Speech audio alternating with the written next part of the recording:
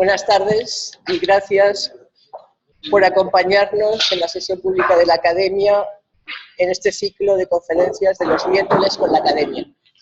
En esta ocasión el conferenciante es el profesor Jaime Vila.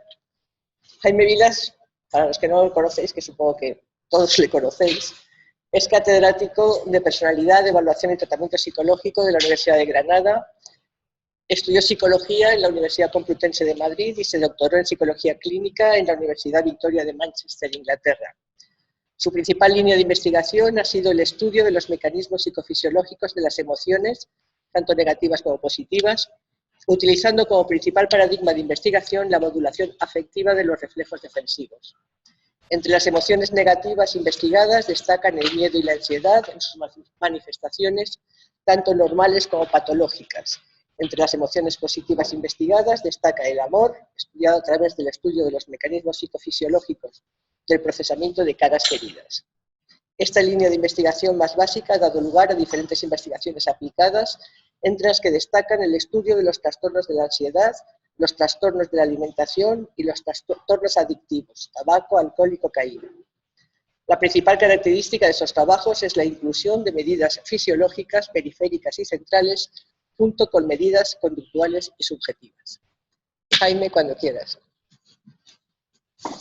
Buenas tardes, gracias por su asistencia. Me encanta poder participar con ustedes en esta sesión, donde voy a contar parte de los trabajos que han caracterizado a mi grupo de investigación en la Universidad de Granada. La conferencia la tengo estructurada en tres grandes apartados. Los considero casi como los tres movimientos de un concierto, empezando por el escenario, donde voy a hablar de dos personajes, que son los que van a caracterizar parte de la historia de la investigación sobre las emociones. Estos dos personajes son William James y Walter Cannon. El segundo movimiento se va a centrar en las emociones negativas, concretamente el miedo y la ansiedad, y en los estímulos de peligro y defensa, que son las que desencadenan estas emociones. Y el tercer movimiento, hablaremos de las emociones positivas, concretamente del amor, y estímulos que las desencadenan, como los estímulos de seguridad y protección.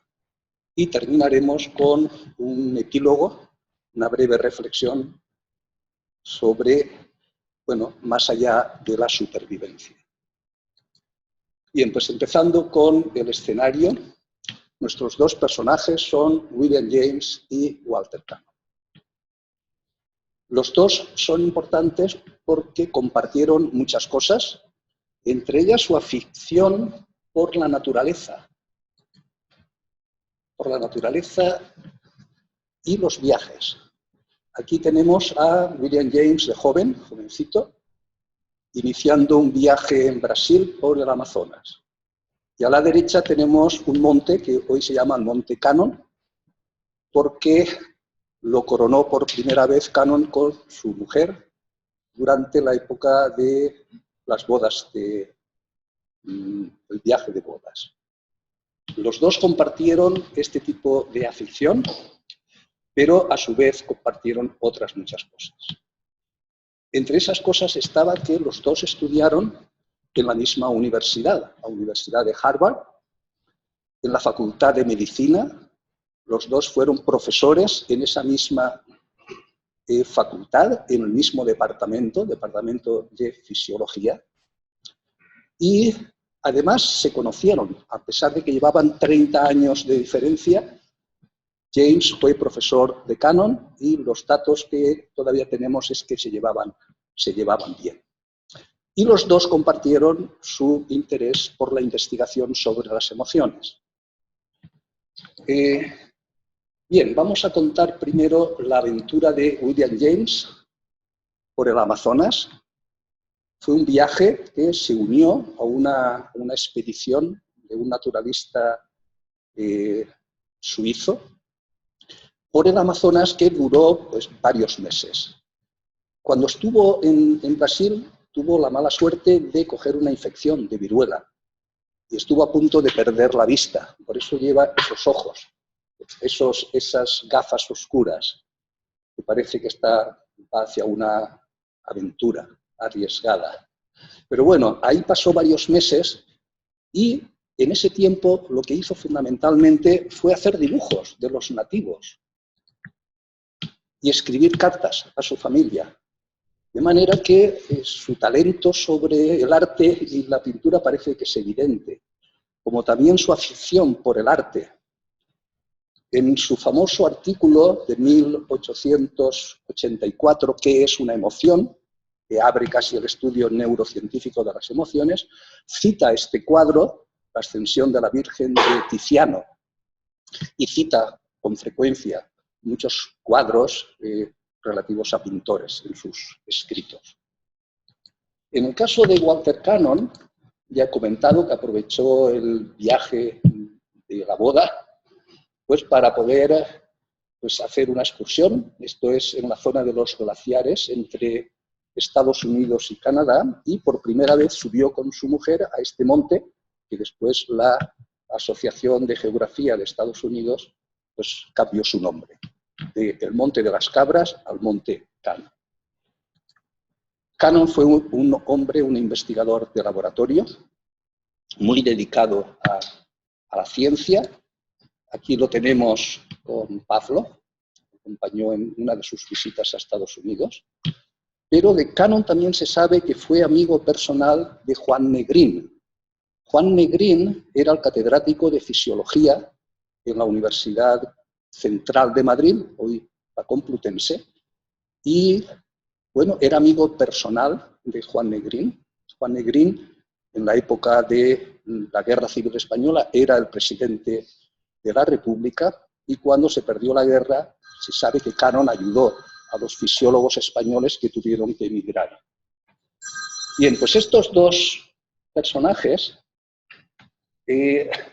a pesar de compartir muchas cosas, se opusieron radicalmente con respecto a cómo había que estudiar las emociones, cómo había que explicar las emociones.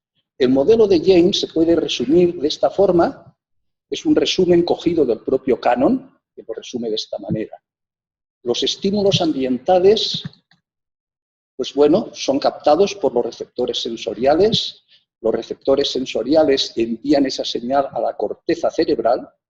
La corteza cerebral, a su vez, envía señales a la periferia, al sistema somático y al sistema autónomo, sistemas nerviosos. Y ambos lo que van es activar los músculos y las vísceras, y los receptores ya interoceptivos y propioceptivos van a enviar de vuelta al cerebro esa información, y en ese momento es cuando aparece la emoción. La emoción requiere toda esa aportación del sistema nervioso periférico. El modelo de Cannon se va a diferenciar en lo siguiente. Se empieza igual, estímulos ambientales captados por los receptores, y esos receptores no van a la corteza, van al tálamo, una estructura subcortical, y es la interacción entre el tálamo y la corteza lo que provoca la emoción. La emoción no va a requerir aportación por parte de la periferia, llamemos al corazón. Pero es verdad que el tálamo envía esas señales a la periferia, a los músculos y a las vísceras, para que faciliten acciones y proporcionen energía. Pero esa información no va de vuelta al cerebro. Bien, por tanto, hay una oposición muy clara. En el caso de James, la emoción se explica porque es la percepción de las respuestas corporales. Sentimos miedo o sentimos alegría porque nuestro cuerpo reacciona de forma diferente ante la presencia de peligro o de seguridad. Y cada emoción debe tener, por tanto, un patrón específico de respuesta, distintos, porque si no, no podríamos diferenciarlas. En el caso de Cannon, la emoción es un proceso exclusivamente cerebral y cognitivo. La interacción entre el tálamo y la corteza. Sentimos miedo o alegría porque sabemos, captamos que la situación es de peligro o de seguridad. Las respuestas corporales son inespecíficas, solo proporcionan energía, no tienen cualidad, si es positiva o es negativa, por ejemplo. Por tanto, dos planteamientos opuestos. James es periferalista, Cannon centralista. James defiende la especificidad de las respuestas fisiológicas, Cannon defiende la dimensionalidad, una única dimensión de energía. James es más fisiológico, Cannon más cognitivo. Los dos, además, han influido en dos líneas de investigación dentro de la neurociencia. La psicofisiología, más vinculada a James, y que investiga las respuestas fisiológicas en humanos, y Cannon, la psicología fisiológica, que investiga las emociones en animales, no humanos. Bien, la influencia de Cannon fue tremenda, en el sentido de que mucha gente pensó que sus críticas a la teoría de James eran demoledoras, ¿vale? Sus estudios sobre la disección de las conexiones entre el sistema periférico y el cerebro, indicando que las emociones siguen a pesar de que las desconectemos, etc., parecían que eran muy sólidas para cargarse la teoría de William James, y poco a poco se fue constituyendo una nueva teoría, la teoría general de la activación en los años 50 del siglo pasado, donde parecía que todos los datos confirmaban que todas las respuestas fisiológicas iban en la misma dirección. Pocos años anteriores, a los años 50, se descubre la electroencefalografía, Hans Berger, en el año 29 del siglo pasado, y pocos años más tarde, en los 40, se descubre el sistema reticular de activación central, donde parecería que tanto las respuestas periféricas como el corazón, cuando se activa, pues van en la misma línea que la activación cerebral. Por tanto, podría dar pie a esta idea de que tenemos una dimensión única de activación, donde las emociones se podían colocar en cualquiera de esta dimensión. Además, las influencias de Cannon se notaron en las teorías cognitivas de la emoción, una de las más influyentes, la teoría de Stanley Schachter, psicólogo social, donde, de alguna manera, intenta explicar las emociones conjugando, por una parte, esa fisiología inespecífica de activación general con una dimensión cognitiva, que es la atribución de esos cambios fisiológicos a situaciones del ambiente, la teoría de la arousal cognición, de manera que le daba pues, fuerza también al planteamiento de Cannon. Pero, siempre fueron peros en este campo, las influencias de James pues, volvían otra vez a salir. Pocos años después de la teoría de la activación aparecen unas críticas de John Lacey a esa teoría general, que en aquella época, ya por los años 60 del siglo pasado, pues parecían tan demoledoras de la teoría general de la activación como habían parecido las teorías de Cannon, las críticas de Cannon a la teoría de James.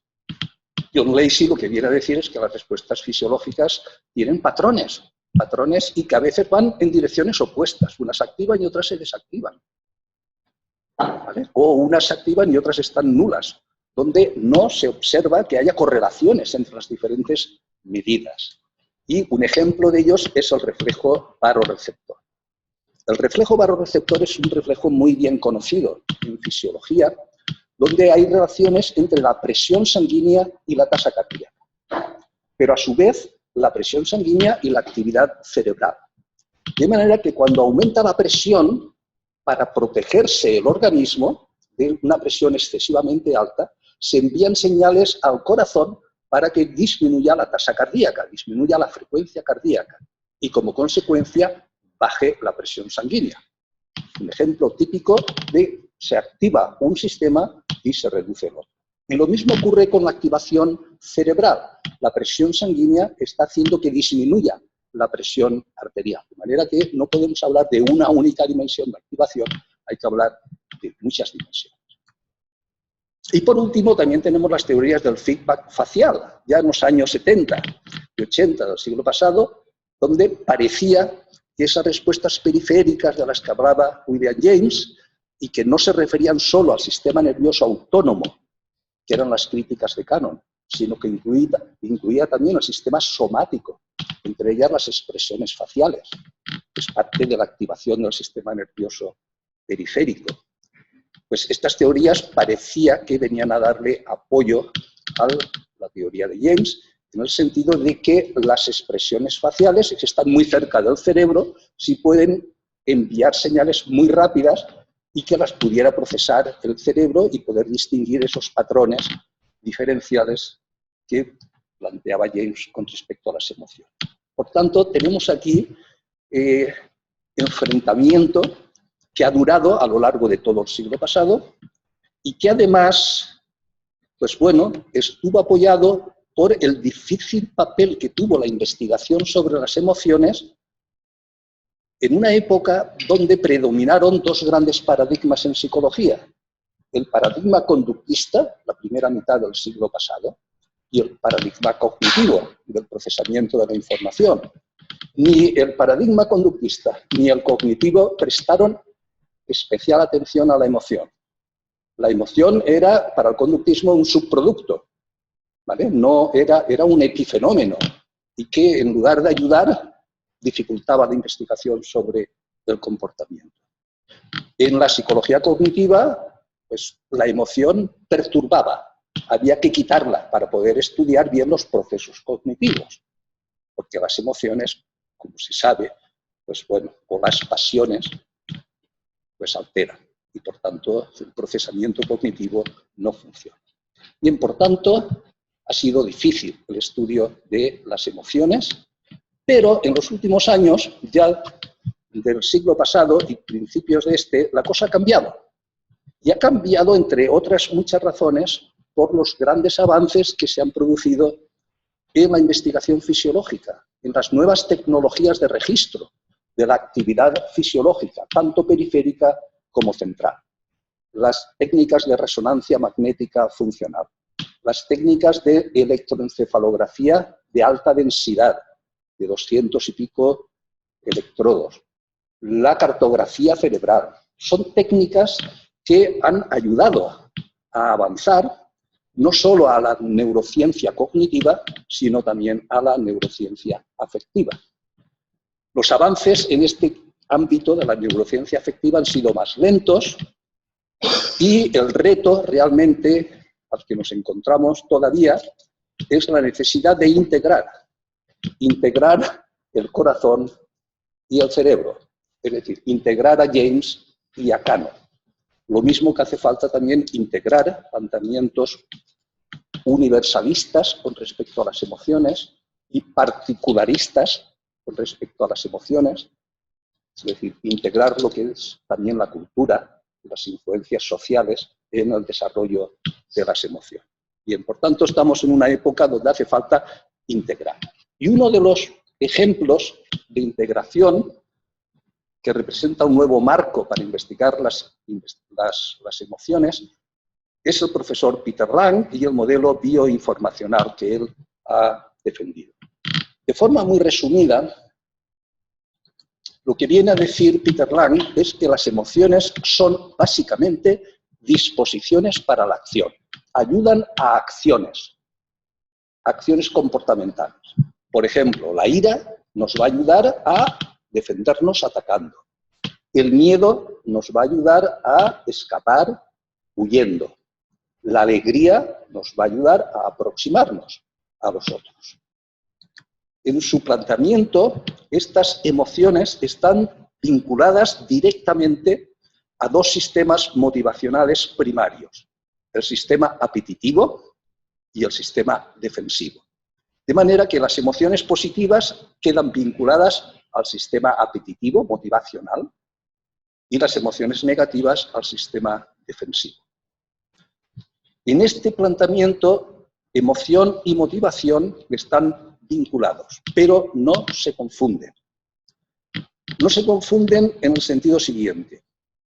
Las dos palabras, emoción y motivación, comparten la misma raíz, la idea de movimiento. Pero el movimiento es diferente en cada uno de los dos casos. En el caso de la emoción, el movimiento, moción, queda matizado por el prefijo E, emoción. Y ese prefijo, como en la palabra migración, está indicando que es un movimiento de dentro a fuera. Pero no de dentro a fuera de un país a otro, sino de dentro a fuera del cuerpo. De manera que se está refiriendo, por ejemplo, a las lágrimas que salen del cuerpo, al rubor, la sangre, que sale también del cuerpo, y lo podemos ver en las mejillas, o al sudor, que sale de nuestras glándulas. De manera que sangre, sudor y lágrimas son la metáfora de las emociones. Y eso es el tipo de movimiento al que nos estamos refiriendo. En el caso de la motivación, ¿qué movimiento es? No es un movimiento de dentro a fuera. Ahí sí que es un movimiento hacia afuera, pero para conseguir objetivos. Es un movimiento que su finalidad es alcanzar metas. Pues conseguir un título universitario, o un puesto político, o conseguir alimentos, o conseguir bebida, o escapar de un peligro. Son acciones que tienen una finalidad. Es un movimiento instrumental. Bien, esa es la diferencia. ¿Pero qué tienen en común? Que las emociones van a facilitar esos comportamientos instrumentales. De ahí que estén directamente relacionados. Bien, el planteamiento del profesor Lang además aporta una metodología para investigar las emociones en laboratorio. Una metodología que ha dado muy buenos resultados, en el sentido de que se está extendiendo en muchos laboratorios. Es prácticamente ya difícil no utilizar parte de la metodología que ha defendido y desarrollado el profesor Lang. Bien, esa metodología, voy a saltar esta diapositiva, está basada en fotografías. Fotografías, imágenes reales de la vida cotidiana. Y es un conjunto de miles de fotografías, que le llaman el IAPS, el Sistema Internacional de Imágenes Afectivas, sus iniciales en inglés. Pero son fotografías que en este caso son ejemplos de fotografías agradables, podríamos decir, fotografías neutrales o fotografías desagradables. Bien, y esas fotografías se utilizan como inductores, ¿vale?, de posibles emociones que podían ser o positivas o negativas o neutrales, y después se observa qué efecto tiene en reflejos fisiológicos. Aquí tenemos tres típicos reflejos: el reflejo de sobresalto, cuyo principal indicador es el parpadeo, aunque tiene otros componentes; el reflejo cardíaco de defensa, sobre el que después vamos a hablar, que es este de aquí, el corazón; y el reflejo postauricular, que es un reflejo que tenemos detrás de la oreja. Bien, estos serían reflejos que están provocados básicamente por un estímulo que podría ser un ruido intenso, que puede provocar cualquiera de estos reflejos. Pero estos reflejos están modulados, se van a aumentar o se van a disminuir en función del estado emocional que hemos inducido, a través de las fotografías o a través de sonidos afectivos, por ejemplo, ¿no? Bien, y eso se registra ahora tomando ahora medidas fisiológicas tanto del sistema nervioso periférico como central. Aquí tenemos ejemplos, por ejemplo, de la frecuencia cardíaca, la tasa cardíaca, que claramente diferencia lo que es positivo de lo que es negativo y queda en el centro lo neutral. Curiosamente, en este caso, lo que es más aversivo provoca desaceleración cardíaca, una bradicardia, disminución de la frecuencia cardíaca. Y lo que es muy positivo provoca esa pequeña taquicardia que observamos ahí. En el caso de la conductancia de la piel, que es otra medida importante, tenemos aquí en el centro, es una medida que no diferencia si es positivo o negativo, solo diferencia si es emocional o no, se diferencia de lo neutral. Y a la derecha tenemos una medida también del sistema nervioso somático, que es el corrugador, es el músculo del entrecejo, donde se observa claramente que se diferencia las emociones positivas de las negativas. Las negativas, en este caso, lo que están produciendo es una activación del corrugador, que sube para arriba, mientras que las emociones positivas inhiben el reflejo del corrugador. En cuanto a las emociones, a las medidas fisiológicas centrales, aquí tenemos ejemplos de la resonancia magnética funcional, donde se observa que tanto los estímulos placenteros como los desagradables activan más las zonas occipitales del cerebro que lo que es neutral.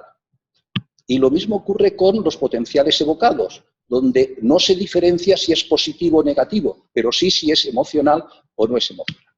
Estos son ejemplos de la metodología utilizada por el profesor Lam para estudiar las emociones, y ya vemos que como característica, pues bueno, corazón y cerebro hay que ponerlos juntos, no podemos quedarnos o con unos o con otros.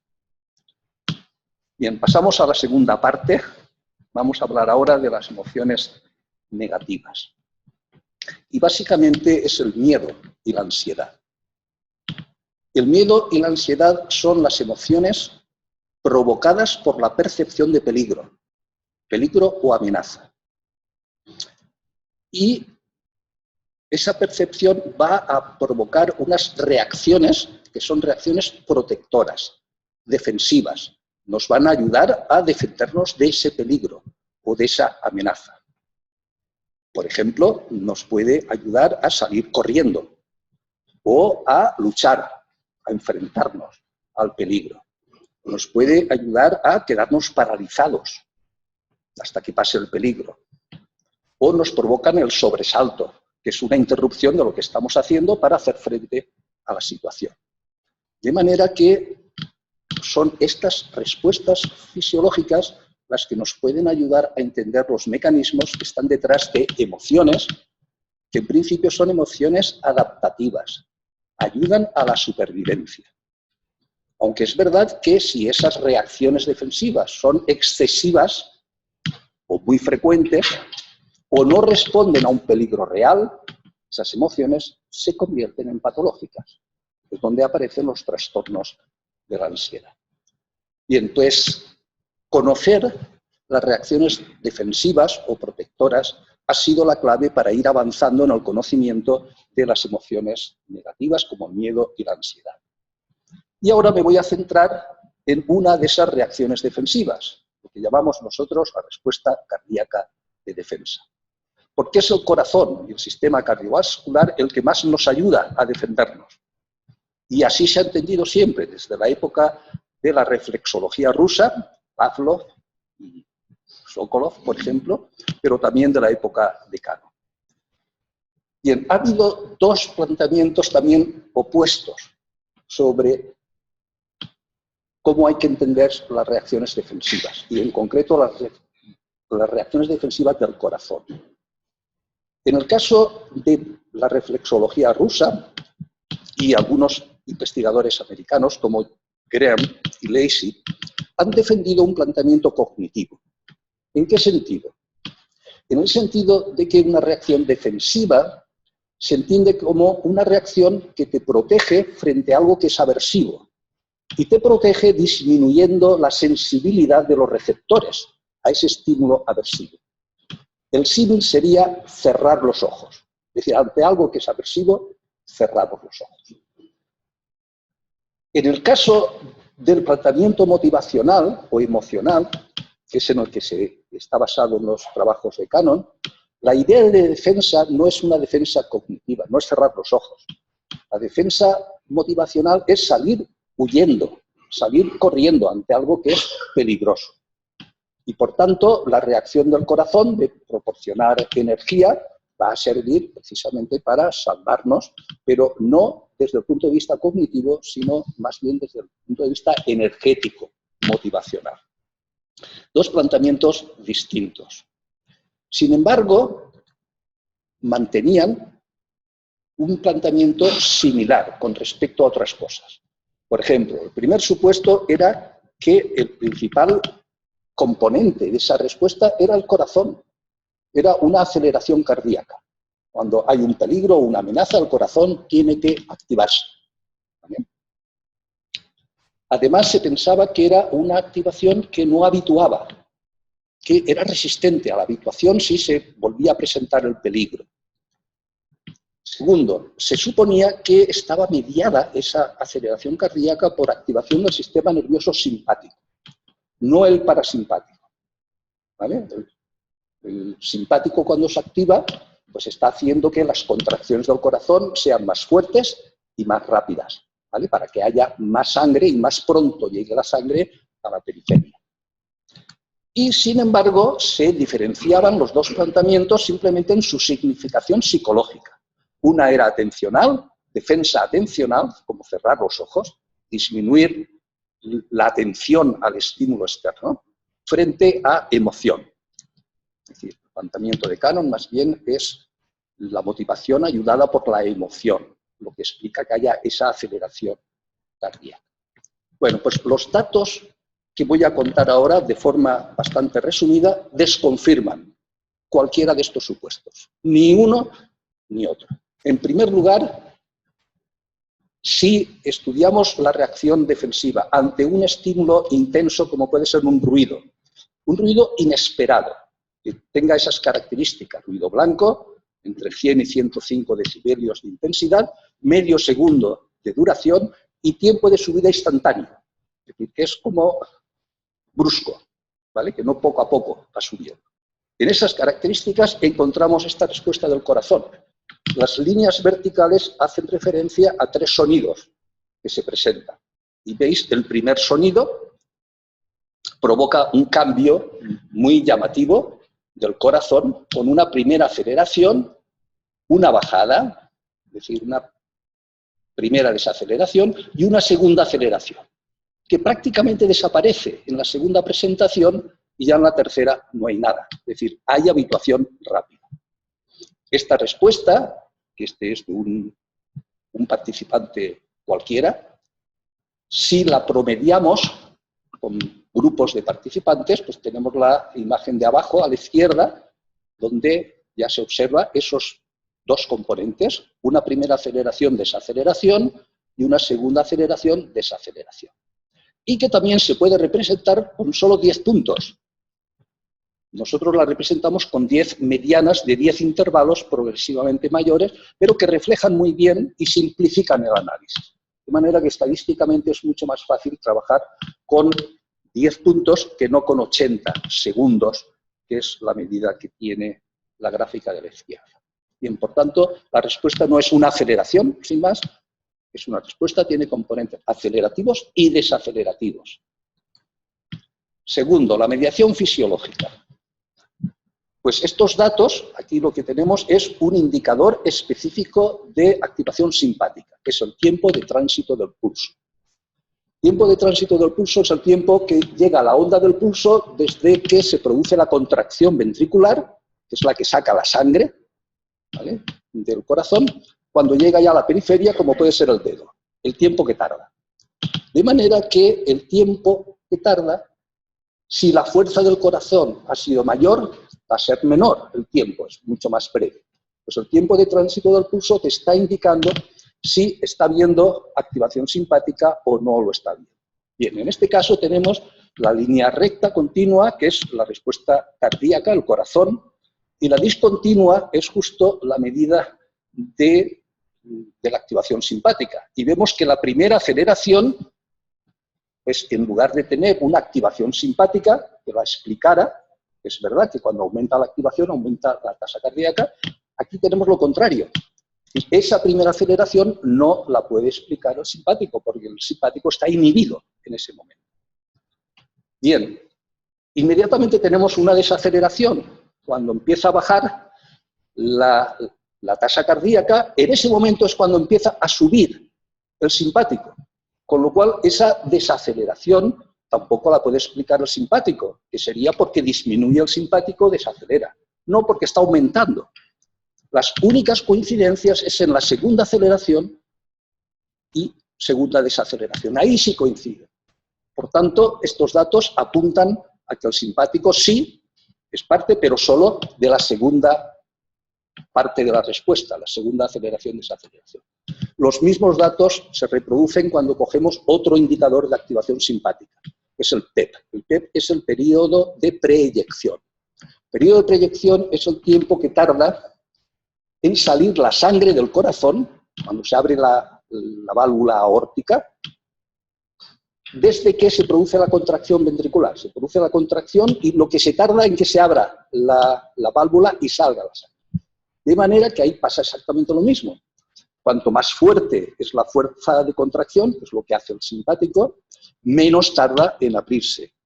De manera que aquí a la derecha lo que tenemos es la primera aceleración, en la línea que es más oscura, que coincide con una disminución del simpático. Y después, cuando ya está bajando la tasa cardíaca, es cuando se dispara el simpático y solamente coinciden en la segunda aceleración de esa aceleración. Son datos que vuelven a confirmar que aquí hay implicación vagal, supuestamente, y simpática. Cuando se ha estudiado indicadores específicos del parasimpático, y esto lo voy a hacer más rápido, la amplitud del sinus arritmia respiratorio, sabemos que está controlado por el vago, es parasimpático. Y lo mismo ocurre cuando medimos la presión sanguínea sistólica, donde sabemos que el reflejo varorreceptor está controlada por el vago. En estos dos casos se vuelve a confirmar que aquí sí es el vago el que está implicado en la primera aceleración y desaceleración. Bien. Y en cuanto a la significación psicológica, ¿es atención o es emoción? Bueno, pues nuestros datos, de nuevo, vuelven a desconfirmar. No es solo atención, no es solo emoción. En el caso de la significación atencional, bueno, ¿qué se supone? Se supone que esta respuesta cardíaca de defensa debería estar relacionado con disminuir el procesamiento de estímulos externos. ¿Vale? Es cerrar los ojos. Lo contrario de orientación. ¿Vale? Defensa es lo contrario de orientación, por tanto, debería estar relacionado con disminuir el procesamiento de estímulos externos. Bien, pues el estudio que hicimos fue intentar poner a prueba la atención externa, que en este caso era mirar una luz que se encendía y se apagaba cada medio segundo, o mirar hacia adentro, la atención interna, que era intentar percibir los latidos cardíacos. ¿Vale? Los sujetos lo que tenían que hacer en esta era seguir los latidos cardíacos, atención interna, o hacer el seguimiento de la luz externa, y apretando una tecla cada vez que se encendía la luz o cada vez que percibían su latido cardíaco, o sin seguimiento. Y los resultados, aquí tenemos el patrón de la respuesta clara, pero el grupo que realmente aumenta la respuesta mucho más es el de atención externa, justo lo contrario de lo que se predecía. ¿Vale? Aquí están haciendo como una tarea de atención, de orientación, se están orientando hacia algo fuera y parece que eso es lo que está haciendo que se dispare la respuesta cardíaca de defensa, es lo contrario de lo que predecíamos.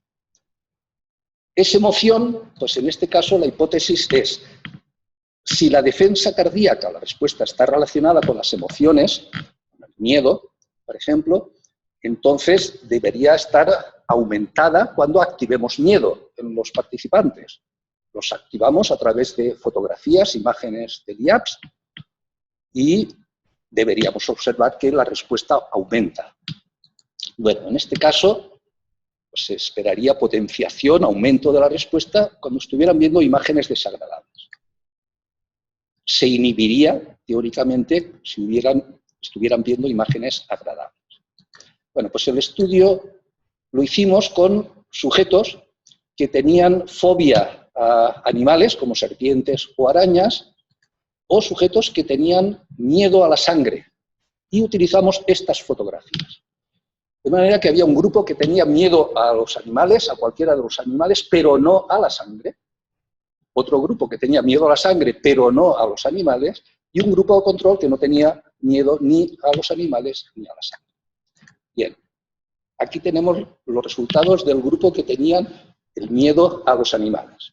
Y esa respuesta, la más grande, es la que dan cuando están viendo el animal. Mientras que la otra es cuando están viendo la sangre. Mira que hay una diferencia clara. En el caso de los fóbicos a la sangre, pues pasa lo mismo. Hay una gran respuesta, pero solo cuando están viendo la imagen de sangre y apenas lo dan cuando están viendo la imagen de la serpiente, y los sujetos que no tenían ni fobia a los animales ni a la sangre, pues apenas dan respuesta mucho más pequeña. De manera que estos datos sí apuntan a que la emoción es importante, ¿vale? De acuerdo con la hipótesis del profesor Lang, ¿no? Que las imágenes desagradables potencian el reflejo de sobresalto y otros reflejos defensivos. Bien, el último estudio que quiero comentar, y creo que vamos ya mal de tiempo, un cuarto de hora, pues entonces este lo voy a saltar, que es muy interesante, porque es un estudio donde se combinan ya el corazón y el cerebro. No, pero lo voy a resumir aquí. Es decir, cuando provocamos la respuesta de defensa y al mismo tiempo estamos presentando imágenes desagradables o imágenes que son neutrales, ¿qué pasa con la activación del cerebro? Es decir, aumenta la activación cerebral básicamente en la zona visual o occipital cuando están viendo algo que es desagradable. La hipótesis de la atención era que no, que iba a disminuir el procesamiento sensorial cuando se está viendo lo desagradable. Pues esto viene a confirmar que sí, se activa, es decir, se atiende, a pesar de que sea desagradable. De manera que aquí tenemos la zona mucho más activada aquí, cuando es desagradable las imágenes que se presentaban frente a imágenes neutrales. Y los datos reflejan eso. Y aquí tenemos datos de la tasa cardíaca, donde indican que cuando es desagradable tenemos desaceleración cardíaca, más desaceleración que aceleración, que era también lo que se esperaba pues, cuando se observan imágenes en el modelo de Peter Lang que son desagradables. Pero bueno, pasamos esto rápidamente para qué conclusión llegamos en estos estudios. Primero, la defensa cardíaca no es una aceleración de la tasa cardíaca, cuya función sea disminuir el procesamiento sensorial y que esté mediada por el sistema nervioso simpático. Es decir, los supuestos básicos que había sobre la respuesta cardíaca. ¿Qué es la respuesta cardíaca? Es un patrón complejo de cambios acelerativos y desacelerativos, con mediación tanto simpática como parasimpática y con significación tanto atencional como emocional. Todo eso es. Puede entenderse, según nosotros, como la manifestación de dos fases defensivas secuenciales. Ambas fases secuenciales esenciales para la supervivencia. La primera fase sería una fase defensiva atencional, relacionada con la primera aceleración-desaceleración, dirigida a interrumpir la actividad presente, parar lo que se está haciendo, y analizar el peligro potencial. ¿Vale? Sería la respuesta de quedarse paralizado y empezar a analizar qué está ocurriendo, qué peligro, qué es lo que ocurre. ¿Vale? En lugar de cerrar los ojos, abrirlos para poderte defender. Y la segunda fase sería una fase defensiva motivacional, relacionada con la segunda aceleración-desaceleración, dirigida a la preparación de las acciones defensivas, la lucha o la huida. De manera que las dos fases son importantes.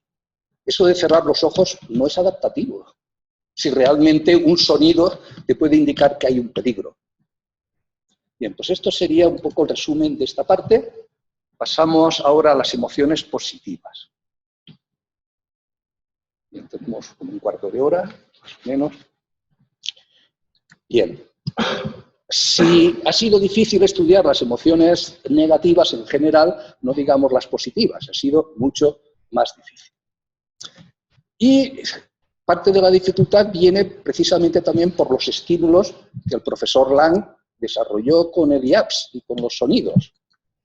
Aquí tenemos una distribución de las imágenes del IAPS. A la izquierda son las de los hombres, a la derecha son las mujeres, pero los dos representan, es la misma gráfica casi. En el sentido de que todos los puntitos, que son las fotografías, cuando los ponemos en una escala de valencia en la vertical, donde arriba lo más agradable y abajo lo más desagradable, Y en el horizontal, el arousal, la activación, lo más desactivante a la izquierda, 1, y lo más activante a la derecha, 9. De manera que tenemos en la parte de arriba, la línea que va para arriba sería el sistema apetitivo, todo lo que es agradable, y lo más agradable en el extremo de la derecha. Y abajo lo que es desagradable. Y abajo del todo, a la derecha, lo que es más desagradable. Bueno, pues claramente vemos que la inclinación de las líneas de regresión es mucho mayor para lo desagradable que para lo agradable. Y por otra parte hay muchas menos imágenes altamente agradables que imágenes altamente desagradables. Tenemos muchas más en la parte negativa que en la parte positiva. Esto coincide con el sesgo de negatividad que parece que existe en la biología. Estamos más preparados para defendernos de los peligros que de acercarnos a algo que sea positivo. Bueno, pues tenemos por una parte que hay pocas imágenes altamente agradables que podamos estudiar, y las imágenes que tenemos más agradables, pues resulta que además son muy diferentes para hombres y para mujeres. Para hombres son sexuales, todas.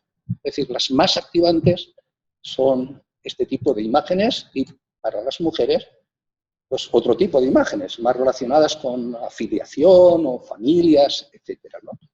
De manera que si ya es difícil estudiar emociones positivas utilizando estímulos de dudosa validez emocional, como son las imágenes sexuales, que sí tienen un componente afectivo, pero no es el mejor ejemplo de emoción positiva, pues si además tenemos que son totalmente diferentes para hombres o para mujeres, pues estudiarlas con este tipo de imágenes pues es difícil.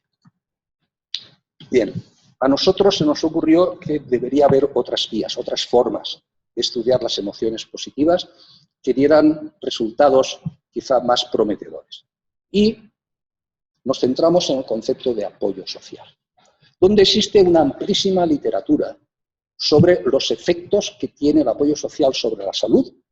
Se sabe desde muchísimo tiempo que las personas que tienen redes importantes y grandes de apoyo social son personas que tienen una probabilidad menor de tener morbilidad y mortalidad que las personas que no las tienen. Los datos en este campo son clarísimos. Bien, una definición, en nuestro caso nos parece bastante acertada, de apoyo social, sería esta: la percepción de que uno es querido, valorado y parte de una red social. Bien, cuando lo definimos así, pues claramente el apoyo social fundamentalmente va a venir de la familia y de los amigos. Y ese apoyo que viene de la familia y de los amigos claramente es un apoyo emocional. También instrumental, pero básicamente es emocional. Y la emoción es el amor. La emoción que hay detrás de este apoyo social, es el amor. El amor lo empezaron a estudiar bien los psicólogos sociales y se centraron en el amor romántico. Y ellos ya distinguieron 3 componentes en el amor romántico: el apego, la protección, el dar y recibir ayuda o cuidado, y la atracción sexual.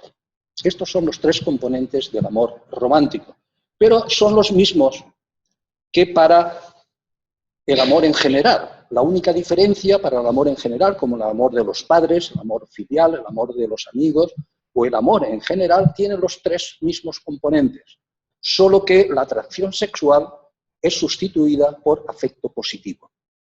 ¿Vale? No hay atracción sexual, pero sí hay un fuerte afecto positivo, además del apego y del querer proteger. Bien, pues para estudiar eso, estudiar el amor en general, se nos ocurrió pues, utilizar el rostro, caras de personas que uno quiere. Y estudiarlas utilizando el mismo paradigma del profesor Lang, con fotografías y después tomando las mismas medidas que el profesor Lang utiliza. Bueno, el rostro es importante por muchas razones. Y cuando uno se mira la literatura, pues entonces es que todo ayuda a utilizar el rostro porque es uno de los estímulos más potentes que tenemos porque aporta un montón de información. Por ejemplo, nos da información de la edad, del sexo, de la raza, de la emoción, pero fundamentalmente nos da información de la identidad personal, de quién es la persona. Y si esa persona tiene una relación positiva contigo o negativa contigo, qué emociones tú sientes identificando a la persona. De manera que nos centramos en el procesamiento afectivo de caras a través del reconocimiento de la identidad. Entonces, cuando uno ve pues, dos rostros y uno de ellos es el de tu hermano o de tu pareja romántica o de tu padre, pues hay algo que está ocurriendo, es decir, eso se va a procesar de forma diferente de alguien desconocido y los dos componentes claves de ese procesamiento es, por una parte, el cognitivo, que identificas a la persona, pero después está el procesamiento afectivo, es decir, esa persona que tú identificas, qué emoción te está evocando. ¿Vale? Bien, pues los estudios que nosotros hemos desarrollado, voy a presentar 4 de forma bastante rápida, porque son muy parecidos, pues tenían las siguientes características. Todos iban a presentar fotografías en blanco y negro, sin expresión emocional, neutras. No iban a tener expresión de alegría o de tristeza o de ira. Íbamos a registrar medidas autonómicas, somáticas y centrales. Es decir, por tanto, tanto lo periférico como lo central. Y además íbamos a tomar medidas subjetivas. Íbamos a preguntar a los sujetos que evaluaran cada una de esas fotografías en valencia, si era agradable o desagradable, en arousal, activación, si eran activantes o no activantes, y dominancia, que es otra dimensión que utiliza el profesor Lang, que es la dimensión de control. Y que nosotros la entendemos como una dimensión de protección, que después comentaré. Bien, el primer estudio teníamos este tipo de fotografías, de cada una de ellas había 4 o 5, creo que eran. Siempre estaban las queridas, donde siempre estaba la pareja romántica. En este caso, el primer estudio eran chicas, los otros estudios ya tenían también chicos. Pues siempre estaba la pareja romántica, los padres y amigos o familiares, siempre que hubiera una buena relación. Y como control teníamos caras de gente famosa, que eran conocidos para controlar la familiaridad, otras personas de otros participantes que eran queridas para otros, pero para el participante en particular eran desconocidas, caras de bebés, porque eran las caras más agradables para las chicas, según el IAPS, y caras neutras del instrumento de Ekman y Friesen, que tiene caras de todo tipo. Ese fue el primer estudio.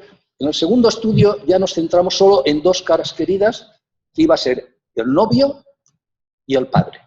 También en este caso eran chicas.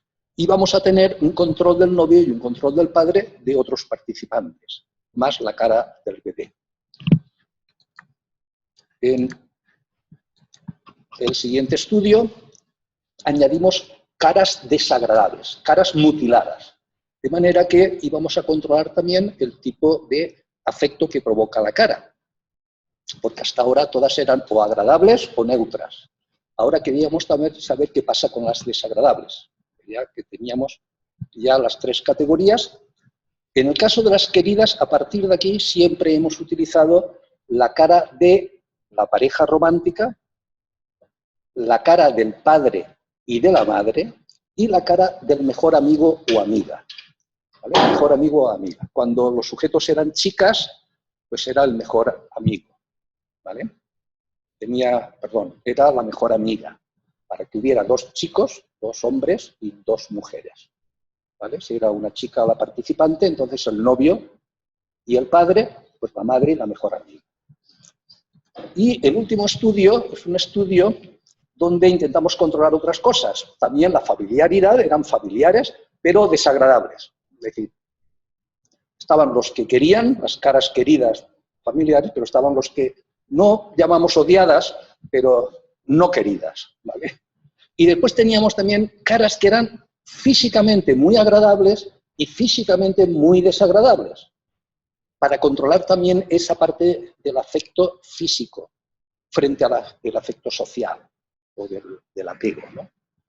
Bien, pues voy a presentar un poco el procedimiento. El procedimiento es muy simple, como todos los estudios de Alain, suele ser pues, un periodo donde no hay imagen, después se presenta una imagen, una cara, que puede durar 4 segundos, 5 o 6 segundos, y después desaparece. Cuando se aparece la imagen, en ocasiones puede aparecer un ruido intenso que provoca sobresalto. Sobresalto es el reflejo defensivo que utiliza el profesor Lang por excelencia, ¿vale? Y que sabemos que se potencia, se hace más grande ese sobresalto cuando es desagradable, lo que están viendo, y se inhibe cuando es agradable, ¿vale? Eso son los datos del profesor Lang. Entonces, nuestros estudios, no en todos, pero en algunos, presentamos ese ruido también para ver qué pasa con el sobresalto. Los resultados los voy a pasar rápido, pero porque se repiten, es algo muy consistente. Cuando miramos la tasa cardíaca, el único tipo de fotografía que produce esa taquicardia, que le llamamos taquicardia afectiva, son las caras queridas. Todas las demás, nada, de nada, más bien es una desaceleración. Cuando miramos el cigomático, que es el músculo de la sonrisa, el único que se activa claramente son las caras queridas. Cuando miramos la conductancia, también, que se activa de forma impresionante comparado con las otras, son los rostros de las personas queridas.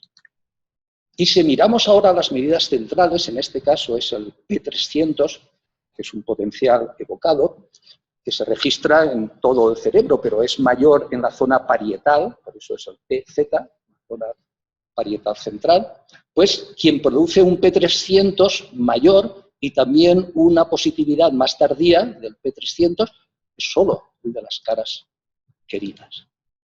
En otras localizaciones más frontales o más centrales sigue habiendo la misma diferenciación. El estudio 2. Aquí teníamos bebés. Bueno, pues esa taquicardia afectiva, aunque más pequeña, solo aparece en las caras queridas y bebés. Las caras desconocidas, una desaceleración.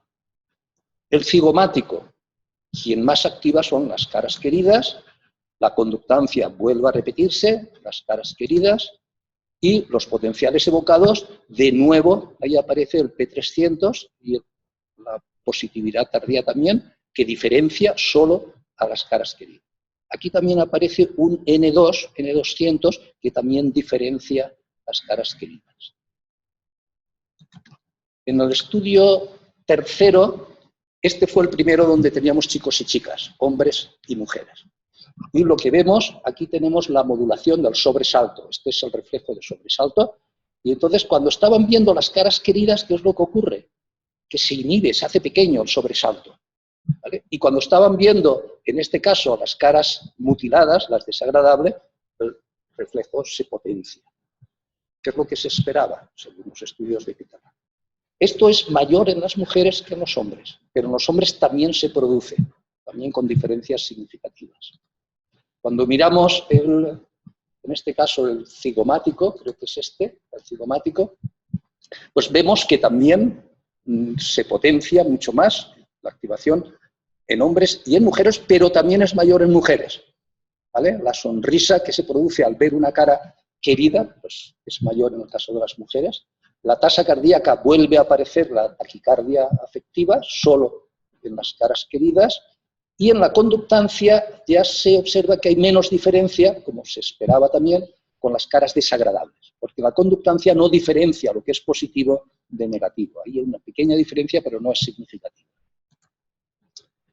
Las medidas centrales vuelve a aparecer el P300 como mayor, claramente, y la positividad tardía también, en este caso, mayor tanto para las caras queridas, agradables, como las desagradables, las caras mutiladas, que se diferencian de las neutrales, como se esperaba también. Cuando se analizan la localización de dónde se producen esas diferencias, encontramos que las dos zonas claras donde diferencian lo que son las caras queridas de las caras neutrales o desconocidas es la corteza órbito-frontal medial, que está aquí, en los dos lados, y la corteza cingulada anterior. Esas dos estructuras vuelven a aparecer en varios de los estudios que diferencian las caras queridas de las desconocidas. Y el último estudio, que fue un estudio donde además tuvimos resonancia magnética funcional, pues los resultados vuelven a aparecer. En este caso, la tasa cardíaca solo diferencia a las caras queridas, la conductancia diferencia a las caras queridas y odiadas de las que no lo eran, ¿vale?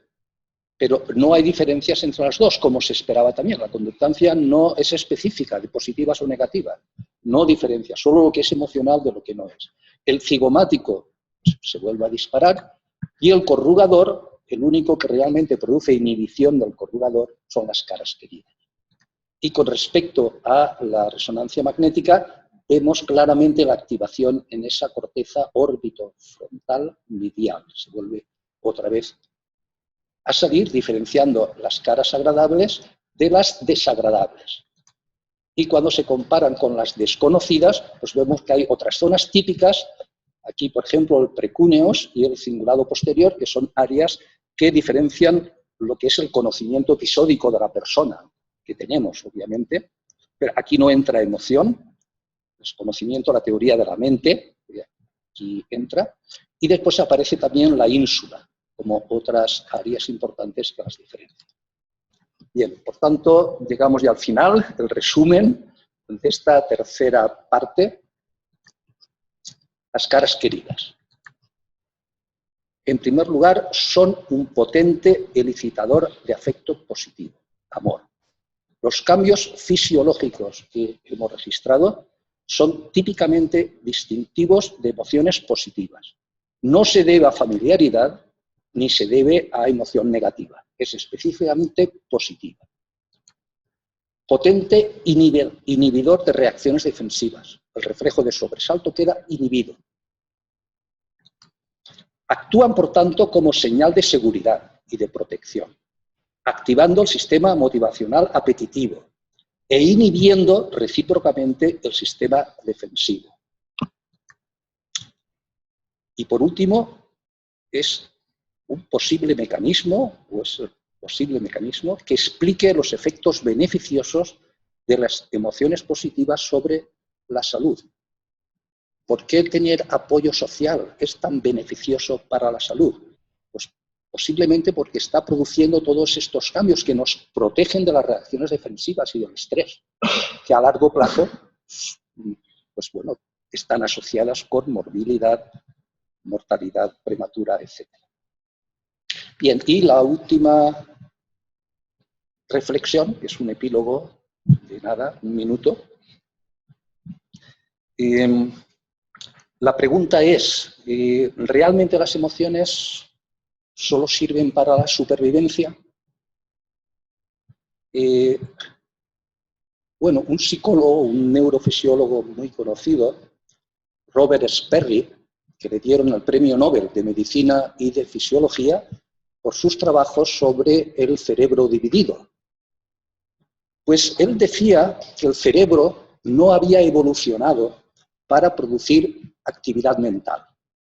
No había evolucionado para que nosotros pudiéramos disfrutar del mundo, disfrutar de la naturaleza y de la belleza.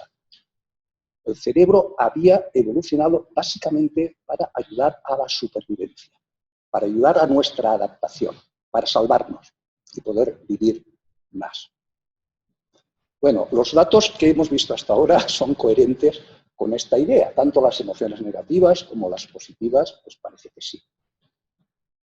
Pero si uno mira ahora algunas emociones, sobre todo las emociones patológicas, como el miedo y la ansiedad patológica, pues uno diría, ¿realmente están protegiéndonos? ¿El miedo y la ansiedad patológica no son destructivas? Barlow, el psicólogo clínico que más ha trabajado el tema de la ansiedad, decía que la ansiedad patológica era como el espectro de la muerte. Era como la pérdida de vida. Y por tanto, esto parecería contradecir la idea de que las emociones nos ayudan a la supervivencia. Bien, las emociones positivas han contribuido al tratamiento de las emociones negativas. De manera que cuando uno mira qué conjunto de tratamientos ofrecemos los psicólogos clínicos, pues uno se encuentra que directa o indirectamente utilizamos las emociones positivas, las técnicas de relajación, de meditación, mindfulness, las técnicas de contracondicionamiento o de exposición, o las técnicas de biofeedback, de neurofeedback. Son técnicas que utilizan las emociones positivas para ayudar a contrarrestar las emociones negativas. Pero las emociones positivas tienen quizá otra función todavía más importante.